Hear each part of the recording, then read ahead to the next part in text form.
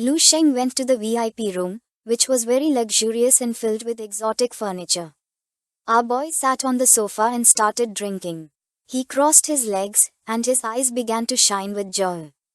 Making a smile appear, he started to gaze at the floor and sank into his thoughts. Just then, Harold appeared, and his eyes widened with nervousness. He intertwined his hands and, with a forced smile, mentioned that he had heard that Lu Sheng's charm had even captivated the world. Upon hearing Harold's voice, Lu Sheng, who was drinking quietly and was deep in his thoughts, came out of his trance, and with a confused gaze asked how Harold knew this. Harold closed his eyes and with a nervous smile explained that this news had already spread throughout the island of the Thousand Saints. Lu Sheng was pretending to be Harold's nephew. With a smile, our boy brought the glass closer to take a sip and asked if he had caused trouble for Harold. Upon hearing this, Harold's eyes widened in surprise, and his gaze fixed on Lu Sheng. He was in shock, not knowing what to say. He began to gaze at the ground, swallowed saliva, and started thinking, causing his body to begin emitting evil energy. He raised his head and his eyes filled with worry.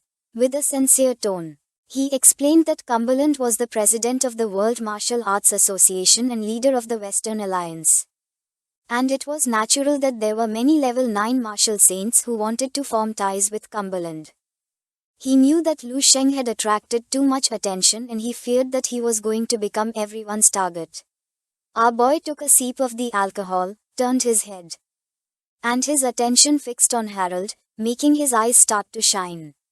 Seeing Harold's attitude, he quickly realized that he had been pressured by the martial saints. After going over the matter several times, Lu Sheng placed the wineglass on the table and stood up.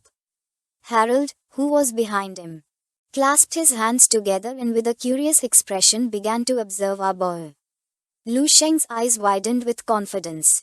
He approached Harold and placed his hand on his chest, and with a smile, he asked him not to worry, his dad was going to help him. Harold dropped his arms, and his eyes expanded in surprise, leaving him in shock. Lu Sheng's eyes began to shine with excitement, and with a confident gaze, he promised to restore Harold's the next day. Lu Sheng left the castle and started walking with a smile. In front of him was Harold, who put his arms behind his back and, with a calm gaze, began to guide him. Several minutes later, they arrived at their destination, and Harold stopped walking.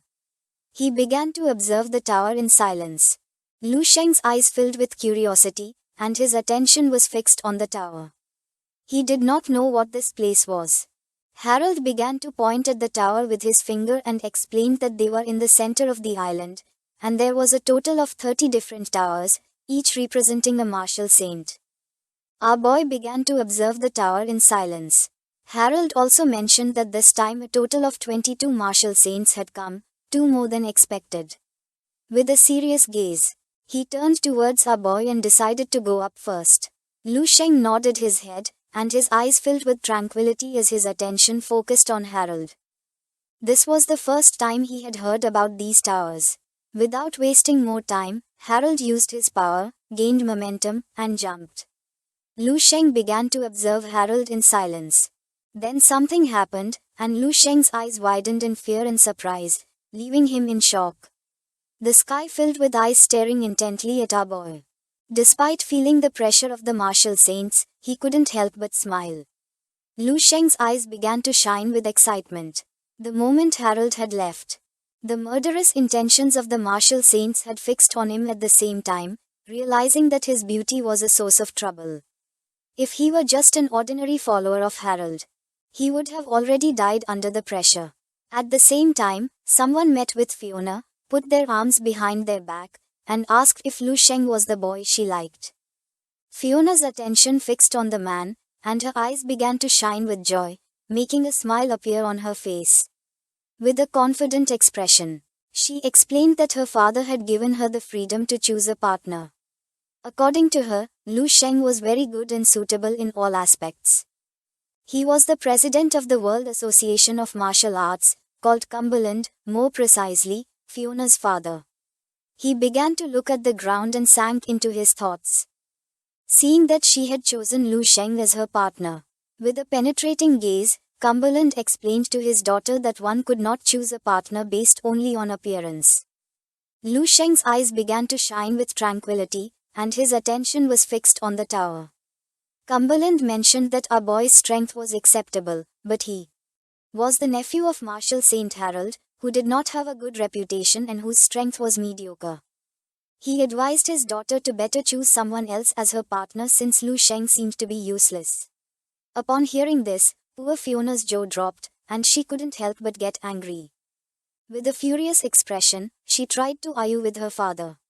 But Cumberland turned his back on her, and as he walked away, he ordered her to remain silent. He turned to her and, with a cold expression, mentioned that the great meeting was about to begin, promising to reconsider this matter if Lu Sheng managed to survive. A few hours later, in the stadium, the presenter raised his hand and with a smile decided to explain the rules of the World Masters tournament, asking everyone to pay attention. He clenched his fist and prepared to explain the rules. Lu Sheng's attention was fixed on him, and his eyes filled with seriousness. Before coming to the island, he had heard Harold talk about it, remembering that the tournament had 2 stages in total. Lu Sheng began to imagine 2 warriors fighting each other with swords. The swords clashed against each other, creating a powerful wave of energy. The first stage consisted of all the grandmasters having to collect energy crystals. The rules were similar to military exercises, attacking and competing against each other, and in the end, handing over all the energy crystals, earning points based on the amount collected. Lu Sheng began to imagine 2 warriors clashing their fists. The second stage was a direct combat, also based on a point system. The sum of points from both stages would determine the final result of each martial saint's strength. With a curious expression, Lu Sheng put his hand on his chin and began to ponder. He was not too concerned about the points.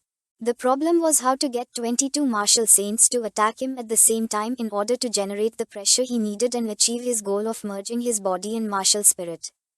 The eyes of our boy expanded in surprise since he found a way to get this. He extended his hand and could not avoid smiling. He decided to find all the energy crystals in the first stage and keep them. His eyes began to shine with joy, and a confident smile spread across his face because, this way, those martial saints sitting high up in their towers would jump as if they had fire under their backsides to come take his life. He was going to seize that moment, defeat them one by one. And just imagining the scene made him feel excited. With a smile, he began to walk through the stadium. He was so anxious that he could not wait any longer. The time for the first stage arrived and all the warriors went to the gathering area, which was a mountain. Everyone was ready. They were also the man and woman we saw before. The man put the cigarette in his mouth and remained silent. The woman adjusted her glasses and began to observe her opponents with a curious expression. Not far from them, Lu Sheng was standing, eager for the first stage to begin. The woman's attention was fixed on him, and her eyes widened in surprise. According to her, Lu Sheng was quite bold since, despite being the target of so many people, he wanted to act alone. She didn't know whether to call him brave or reckless. The man began observing our boy and asked her not to worry since they had to focus on themselves. He also asked her not to stray too far from him, otherwise, someone might take her life by force. There was also the team from the Overcoming Dojo. The master's eyes, which bore several scars across his face, began to shine. He turned toward Dong Shenghe and with a serious expression asked him to lead a group of people. He decided to split up and act separately, asking him to report if there were any problems. Dong Shenghe clenched his fists and nodded his head. Not far away were the marshals. The northern marshal crossed his arms and with a confident look mentioned that, in his opinion, it was better to find a place and rob others. Since killing and looting was the fastest way to obtain riches, the western marshal put his hand on his waist and started laughing. The southern marshal clenched his fist and with a serious gaze asked what was the point of making so much effort to collect when stealing was faster. They started laughing like crazy and talking among themselves. They decided to first wait for the others to collect and then steal everything from them. The soldiers who were nearby began to observe them and could not avoid feeling somewhat confused upon seeing their intention. The eyes of one of the soldiers filled with confusion. For him, They were not the high-ranking military officers but rather some old rogues. He decided to stop thinking about the matter since he just wanted to go back home. Lu Shenge took out a map and began to examine it with a surprised expression. For him, having a map was perfect because, with a scan of mental energy, he could know where the energy crystals were. He decided to collect some first and then steal. Lu Shenge's eyes expanded with seriousness and he could not help but go on alert, causing his body to start releasing purple energy. He knew that someone was following him. But he decided to take care of them later since he had no time now. Without wasting more time, he jumped and went into the mountains. Not far from him, 3 men were hiding among the grass. One had his face bandaged, one wore a mask, and the other looked like a muscular demon. The demon could not help but feel furious upon seeing how cunning Lu Shenge was for escaping quickly. The man with the bandaged face began to smile and mentioned that Lu Shenge might run for a while, but not for his whole life. They could not believe that a loser like Lu Shenge had dared to touch the noble Lady Fiona. He swore not to let Lu Shenge leave the island alive. At the same time, at the top of the tower on the island of 1,000 saints, someone asked why this time Angsing and Lei had not come. All the martial saints gathered, and the grey-haired man crossed his arms and with a smile mentioned that no one knew, and thought that maybe they were busy. And although it was an advantage for Harold, since without the interference of Angsing and the Black Demon Society, his organization could obtain a greater share. The others remained silent, without saying a single word. The attention of the martial saint was fixed on Harold, and his eyes began to shine with joy. With a smile he explained that the only thing that worried him was that they wanted to eat too much and would end up bursting, asking if Harold did not think in the same way. Harold, who was beside him, began to look at him defiantly with a gaze full of hatred. He did not respond and his eyes began to shine with confidence, and a smile spread across his face. He knew the real reason why Angsing and Lei had not come. It was because they were already dead at the bottom of the sea, and he knew that the same fate awaited all of them. The hooded woman, named Lin Zhengyu, was the mother of Lin Wenwen. She put her hand over her mouth and with a confused gaze asked her mother why so many people were against Liu Sheng. Lin Zhengyu, who had her arms crossed, began to ponder in silence. She turned to her daughter and explained that everyone wanted to be Cumberland's son-in-law, but not everyone had the qualification. Upon hearing this, Lin Wenwen's eyes widened in surprise. She was in shock and asked if having the backing of a martial saint was enough. Lin Zhengyu began to imagine Cumberland staring at her with a murderous look. With a serious expression, she explained to her daughter that if it were an ordinary martial saint, maybe. But they were talking about Cumberland, who was not only the president of the World Association but whose strength ranked among the 5 strongest people on the planet. And Harold, being one of the weakest martial saints, and much less his nephew, could aspire to something so high. Lin Wenwen put her hand on her chin and with a curious expression, began to think. For her, it was a shame since Liu Sheng was a very handsome boy and according to her, he and Fiona made a good couple.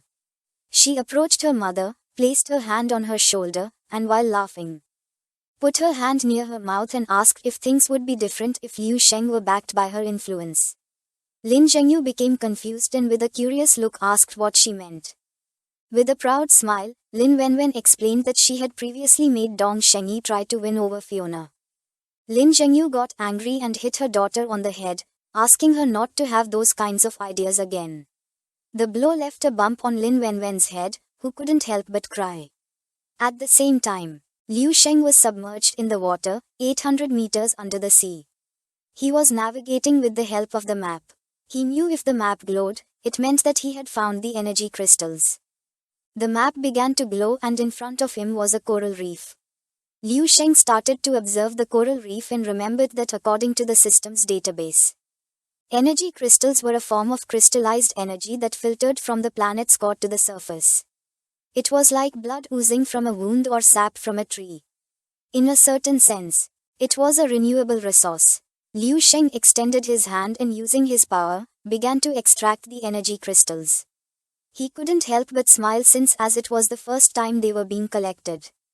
There were especially many, but after each collection, they decreased and it was no wonder that competition only took place every 10 years.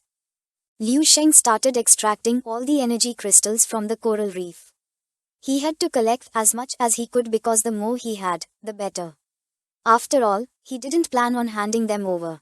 The more wealth he accumulated, the more greed he would awaken in martial saints, and with greed came motivation. Liu Sheng's eyes widened with excitement and a wicked smile spread across his face. Since with motivation, he was going to get the pressure he needed, asking the martial saints not to disappoint him. This is the end of the video. If you guys want to see the next part,